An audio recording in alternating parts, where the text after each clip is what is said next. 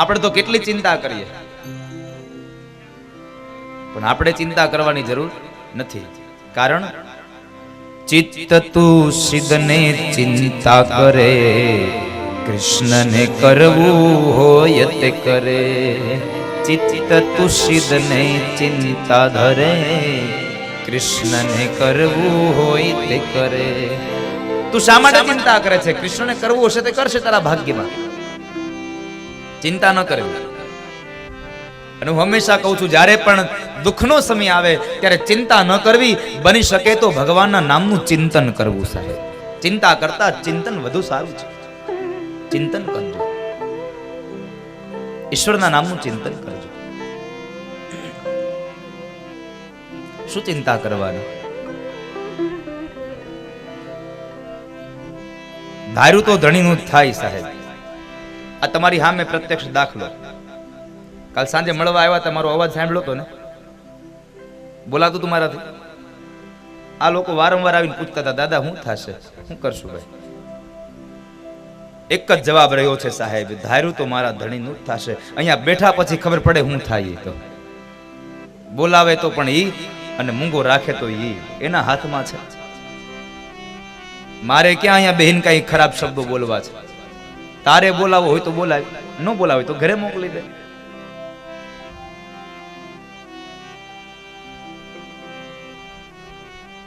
ભરોસો રાખજો સાહેબ. નરસિંહ મહેતાના દીકરા શામળિયાના લગ્ન, તમને પ્રસંગ આવ્યો છે, નાનો પ્રસંગ છે, કહી દઉં. જો કેટલો ભરોસો હોય.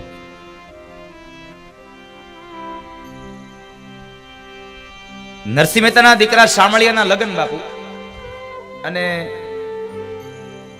લગ્નની તારીખ નજીક આવી ગઈ. મુદળ 7 દી બાકી રહ્યા. કેટલા? માત્ર 7 દિવસ બાકી રહ્યા. તો નરસિંહ મહેતા તો ગામમાં એને કરતાલો લઈને ફેરા કરે, કોઈ જાતના લેવા દેવા નહીં.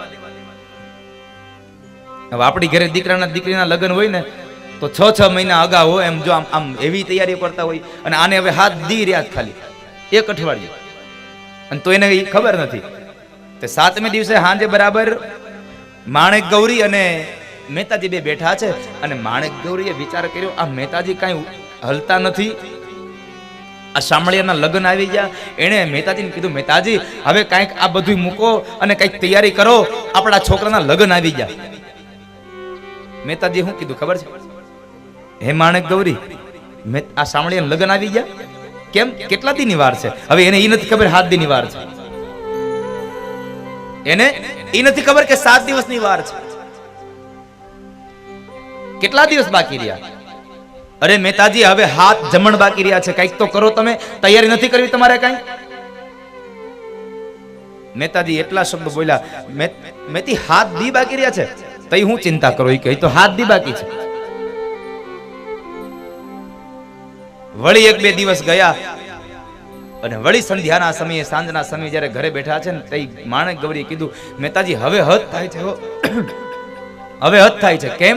અરે આ શામળિયાના લગ્ન આવી ગયા, હવે 4 જમણ બાકી રહ્યા છે, કઈ કરવું નથી તમારે? મોટા મોટા પૂળા વાળ્યા છે બધી. મહેતાજી કહે છે, મારે ક્યાં કઈ કરવાનું છે? કરવા વાળાને લાઈ કહી દઉં. એક કામ કરો મહેતી, એક ઘીનો દીવો આપી દો મને. અને મહેતાજી એક ઘીનો દીવો લઈ ઓરડું બંધ કરી અને ઘીનો દીવો પ્રગટાવીને એને ઠાકોરજીને પ્રાર્થના કરી છે. હાથમાં કરતાલ લઈ અને પ્રાર્થના કરી છે. દ્રઢઈન ચરણન કેરો ભરોસો, દ્રઢઈન ચરણન કેરો, દ્રઢઈન ચરણન કેરો ભરોસો, દ્રઢઈન ચરણન કેરો. એને દ્રઢ વિશ્વાસ છે સાહેબ, ચરણમાં ભરોસો છે. કેટલો અગાધ ભરોસો. શામળિયાના લગ્નના 4થા દિવસની આગલી સંધ્યાએ, સાંજના સમયે મહેતાજીએ ઘીનો દીવો પ્રગટાવ્યો અને ભગવાનને પ્રાર્થના કરી. અને શું પ્રાર્થના કરી? મહેતાજી સીધા ઉપડ્યા કરતાલ સહિત, સીધા વૈકુંઠમાં. મહેતાજી વૈકુંઠમાં ગયા. ભગવાન કહે છે, મહેતાજી અહીંયા અત્યારે શું છે આ બધું? બીજું તો કાંઈ નથી પ્રભુ, હું તો તમને આમંત્રણ આપવા આવ્યો છું. કેમ? એ કે તમારા શામળિયાનું લગ્ન છે, લ્યો આને કોણ પૂગે? તમારા શામળિયાના લગ્ન છે, એમ નથી કીધું મારા દીકરાના લગ્ન છે, આ તમારા શામળિયાના લગ્ન છે. હા તો બસ બીજું કાંઈ નહીં, તમારે જે કરવા હોય તે કરજો લગ્ન. હું આમંત્રણ દેવા આવ્યો છું. ભલે મહેતાજી લ્યો તો આવી જશું. આટલું કહીને મહેતાજી નીકળી ગયા. એક દિવસ બે દિવસ ગયા, હવે લગ્નની આડા માણ બે દી રહ્યા, અને આ બધું મહેતાજી તો એને હરિનામ કીર્તન, બીજું કઈ ન મળે, ભગવાનના નામ સિવાય કશું ન મળે. આ બાજુ માણેક ગૌરીને વિચાર આવે છે, આ આખી નાચને બધી એને આમંત્રણ આપ્યા છે, અમે વેવાઈ પાસે મોટી મોટી વાતો કરી આવ્યા છે કે અમે બહુ મોટી જાન લઈને આવશું. કેટલી ચિંતા છે માણેક ગૌરીને. જેટલી ચિંતા માણેક ગૌરીને છે ને એટલી ચિંતા વૈકુંઠમાં લક્ષ્મીજીને થઈ. લક્ષ્મીજીએ કીધું ભગવાનને, પ્રભુ આ તમારો નરસૈયો તમને બધું હોપીને ગયો છે અને એ હવે હાવ ચિંતા મુક્ત બની ગયો છો, કાંઈ કરતો નથી, હવે તમે જાઓ, નકર લાજ જાહે તમારી, લાજ જશે મારી, તો તું ગુનેગાર. કૃષ્ણ કનૈયા, કૃષ્ણ કનૈયા. અને આ દુનિયામાં એક વાત ભરોસો રાખજો કે હરિને ભરતા હજી સુધી કોઈની લાજ જતા અમે દુનિયામાં દીઠી નથી. ભગવાનને ભજવામાં કોઈથી અમે કોઈની લાજ જતા જોઈ નથી. અમે લાજ જતા નથી જોઈ.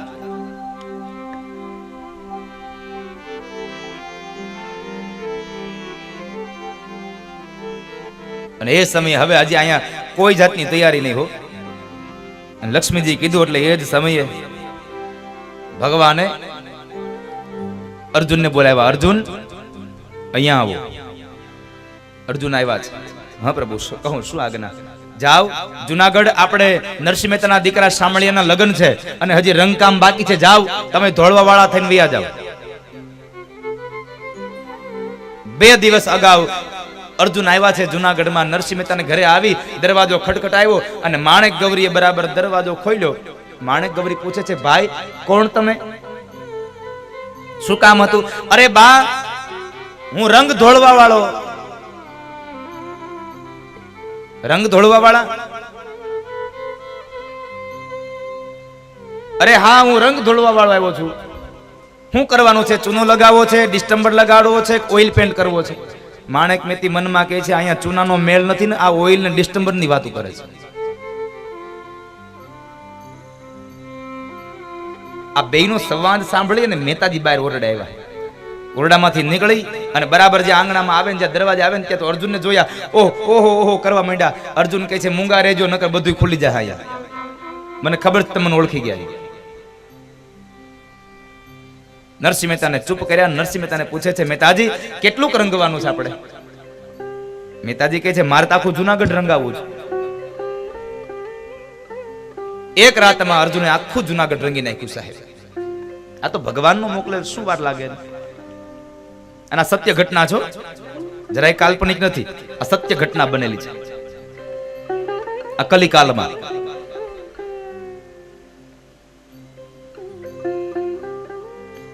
વળી પાછા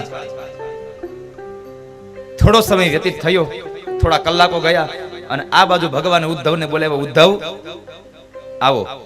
ઉદ્ધવ કહે છે, કહો પ્રભુ શું આજ્ઞા? તમે જાઓ અને નરસિંહ મહેતાને ત્યાં શામળિયાના લગ્ન છે, જાઓ સરસ મજાની રસોઈ બનાવો. હવે ઉદ્ધવ કે મેં કોઈ દી હાથમાં કોઈ દી તાવીથો નથી પકડ્યો અને મને તમે મોકલો છો? હા તમે જાઓ. ભગવાને એને હાથમાં કડછો પકડાયો. ઉદ્ધવજી આવ્યા. ઉદ્ધવે આવીને દરવાજો ખટખટાવ્યો. માણેક ગૌરીએ દરવાજો ખોલ્યો. વાતો કરે છે. ઉદ્ધવને માણેક ગૌરી પૂછ્યું, તમે કોણ ભાઈ? અરે બા, હું કંદોયો, રસોઈ વાળો, રસોઈ કરવા આવ્યો. રસોઈ કરવા આવ્યો. શું રસોઈ બનાવવાની છે? ત્યાં તો મહેતાજી આવ્યા. મહેતાજી ઉદ્ધવને ઓળખી ગયા, ભાવિભોર બની ગયા. ઉદ્ધવે ના પાડી કે મૂંગા રહેજો. મહેતાજી કઈ બોલતા નહીં. શું રસોઈ બનાવવાની છે બોલો? કાજુ કતરી બનાવવાની છે, બદામ પાક બનાવવાનો છે, માલપુઆ બનાવવાના છે, શું બનાવવાનું બોલો? માણેક ગૌરી કહે છે, ઘરમાં સિંગદાણા નથી ને આ બદામ પાક ની વાતો કરે છે.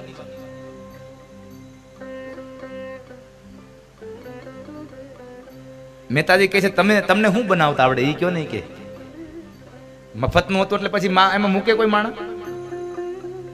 અને જ્યાં સુધી મફતનું મળતું હોય ત્યાં સુધી તો તમે વાત જ જવા દો, હારા હારા લાઈનમાં ઉભા રહી જાય. જેના માટે આપણે કોઈ દી આપણું મગજ કામ ન કરે, આવા માણસો લાઈનમાં ઉભા રહી જાય. મહેતાજી કહે છે મારે તો આખી જુનાગઢને જમાડવાનું, તમારથી થઈ જાય, થઈ જશે. એને સરસ મજાની રસોઈ બનાવી, જુનાગઢના બધા લોકોને જમાડ્યા, બધું થઈ ગયું. માંડવાનો દિવસ સંપન્ન થઈ ગયો. હવે બીજા દિવસે જાન લઈને જવાનું, આગલે દી સાંજે બધાઈને જાનમાં આવવાનું કીધું, પણ આખી નાગરી નાયત અટકીને ઊભી રહી, આપણે કોઈને જાનમાં જવાનું નથી, આપણે કોઈ જાનમાં નહીં જઈએ. હવે આ બાજુ માણેક ગૌરી ચિંતા કરે કે આ કાલ કોઈ જાનમાં આવશે નહીં તો હું, મહેતાજી અને મારો છોકરો આ 3 જણા જાન લઈને જાઉં, જાન લાગશે કેવી? હવે ન્યા તો વેવાઈની પાસે બહુ મોટી વાતો કરી છે, બહુ મોટા સમાચાર મોકલા છે કે અમે વેવાઈ આવડા છે ને અમે આટલી જાન લઈશું, આટલી જાન લઈને આવશું, તમે બધી વ્યવસ્થા કરજો. ન્યા વેવાઈ વ્યવસ્થા કરી છે ને અમે 3 જણા જઈને ઉભા રહેવું, આ જાન લાગશે કેવી? આ બાજુ લક્ષ્મીજીએ કીધું પ્રભુ, જુનાગઢની નાગરી નાયત અટકીને ઊભી છે, શામળિયાની જાનમાં કોઈ આવવાનું નથી. હવે જાન અહીંયા તમારે તૈયાર કરવાના છે, તમે તૈયાર કરો. અને ભગવાને સ્વર્ગના દેવતાઓને તૈયાર કર્યા અને એને જાનમાં જવાનો સમય આવ્યો, આખી જાન રેડીમેડ તૈયાર ઉતરી હો, તૈયાર જાન આવી.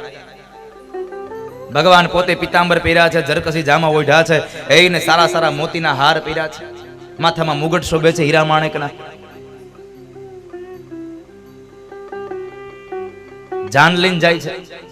જુનાગઢના બધા લોકો વિચાર કરે આ મહેમાન આવ્યા ક્યાંથી, આ કોઈ દી જોયા તો નથી આને ક્યાંય, એ બધા પરલોકના છે. જાન ગઈ, આગળ ભગવાન હાલ્યા જાય છે, પાછળ બધા દેવતાઓ હાલ્યા જાય છે, શામળિયાનો વરઘોડો જાય છે. અને એ સમયમાં રિવાજ હતો કે વેવાઈ જ્યારે આપણા ઘરે આવે ને ત્યારે આંગણામાં પેલા એને ભેટવાનું અને શાલ ઓઢાડીને સન્માન કરવાનું, પછી જાન અંદર લઈ જાય. એટલે વેવાઈને મળવા સામે વેવાઈ આવ્યા હતા ત્યાં તો